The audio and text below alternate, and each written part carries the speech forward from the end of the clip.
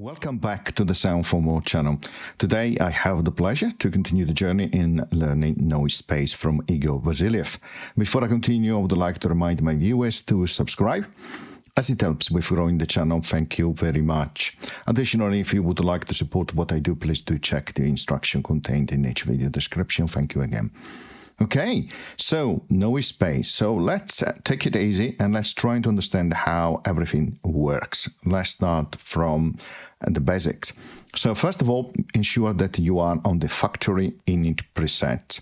If you don't know how to do that, well, you should be already there, or if you hear some noises produced by the applications as you turn it on, just ensure you click on preset, you select init here and then click set, and it will say preset applied and then click close. Okay, perfect. Next, what I'm going to ask you to do is to go here where it says CNT for counter 18, click on it and select sequence 2. Now you will see that these changes like so in a number of sequences or a sequence of steps from 1 to 8, and is moving from one to the next. It's not really key because that is not the focus of the tutorial today, but just to ensure that we start from the same configuration. So today we are going to follow through how some of the parameters of the main generator. As explained in the first tutorial, we have 5 generators here, 1 to 5. So if you click where it says G1 main, you enter the options here of the generator. And we're going to cover this part here today. Okay, so first of all, that is one of the things you have to remember. If you click on main, if you want, you need to click outside, but if you click too closer here, of course you go inside the preset. But let's click outside to close that. And you know from the first tutorial that if I change the position of the dial here, level for generator number 1, which we're going to focus on that today, you start to hear some sound, right?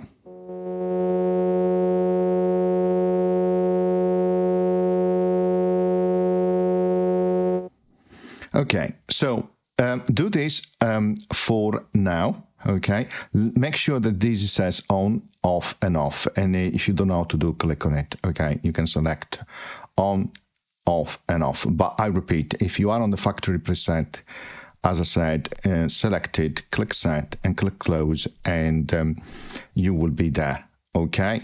Now ensure that you are on sequence, okay, and then select sequence 2 for now, and then you have on, off, off, okay. That means that this on means that if you click on, if you activate the level here, you hear that sound. Okay, let's go back into the parameters of the generators.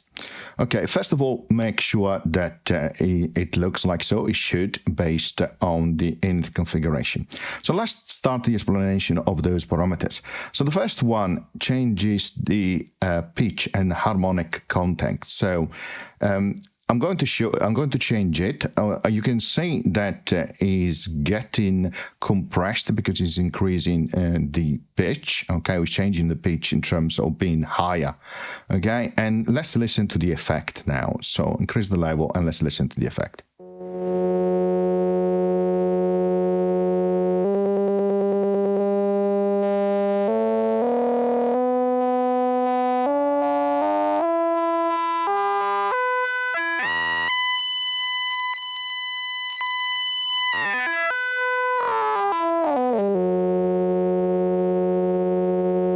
Okay, that is the first parameter. It increases the pitch and harmonic content.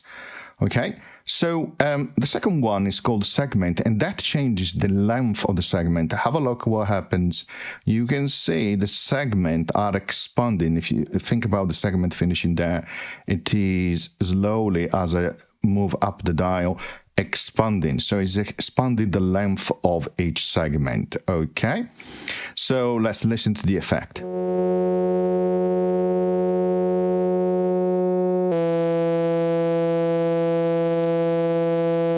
And in this case, you can hear the difference because it dropped here as it exposed to more part of that segments which are repeated. Okay, it went lower here in terms of amplitude. You heard that lower pitch, right?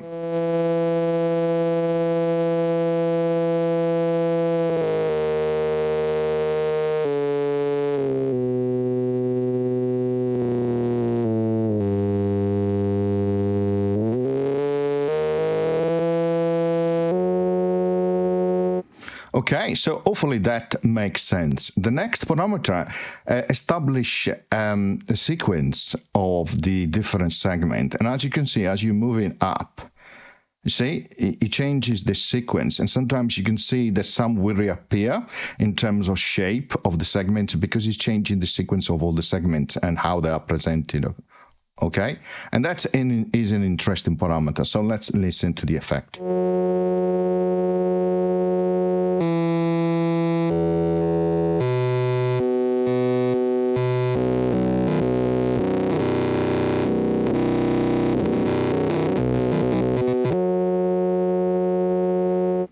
Okay, so hopefully that makes sense. The next one, pulse, is the frequency of switching between the different segments. So you can see is changing the frequency, or is switching between the different segments, and the effect is this.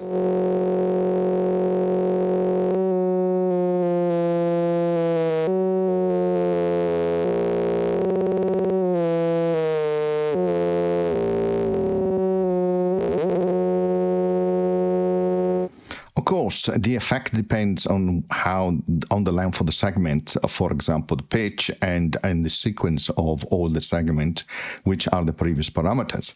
Next is the morph, which is morph the original noise sound, which is actually quite cool. I like it. It gives a little bit of a softer character.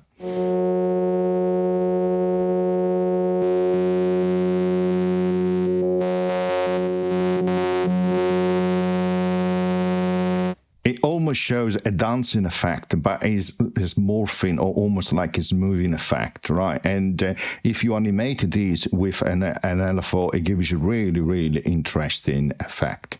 And finally, you have a stereo setting, of course, for the generator. So let's listen.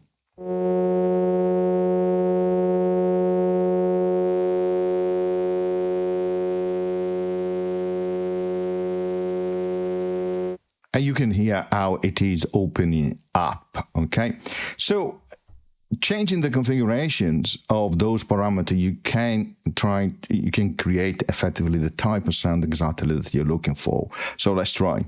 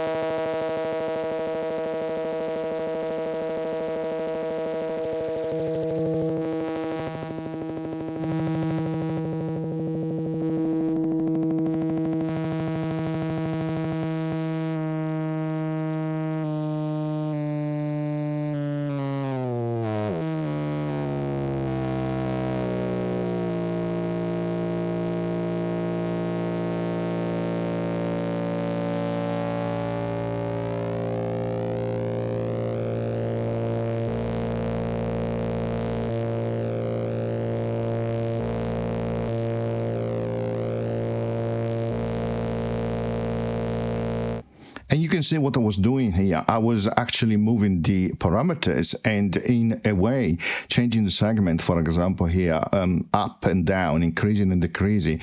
It lets you explore different type of sounds that later on you may want to actually modulate using an LFO.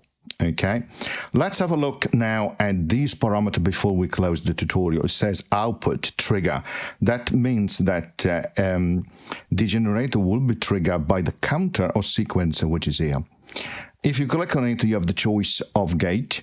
That means that it will be triggered by the internal gate here, which we'll go through in an upcoming tutorial.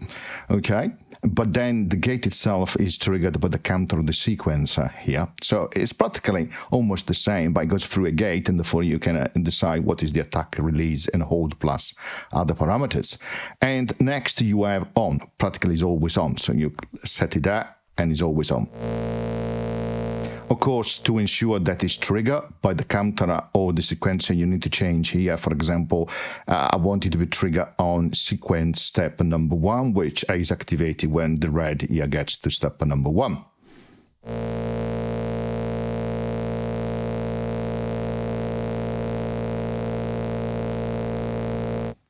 Okay, so that is how you have to, of course, to change it to trigger here for it to work.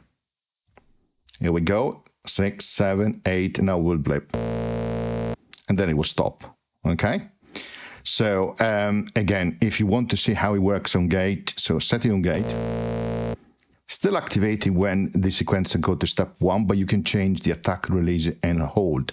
So let me go this faster to sequence 1, and then I change the gate. More release.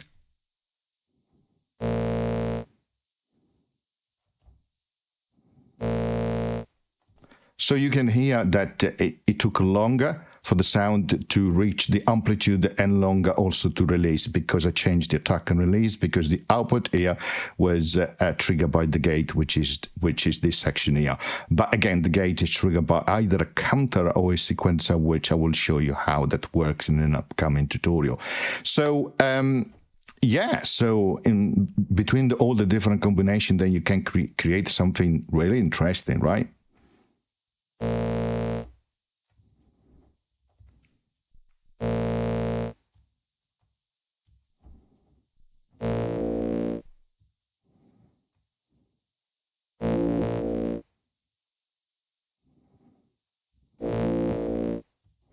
Let's add a sequence here. So it will play on sequence 5 or step 5 of sequence.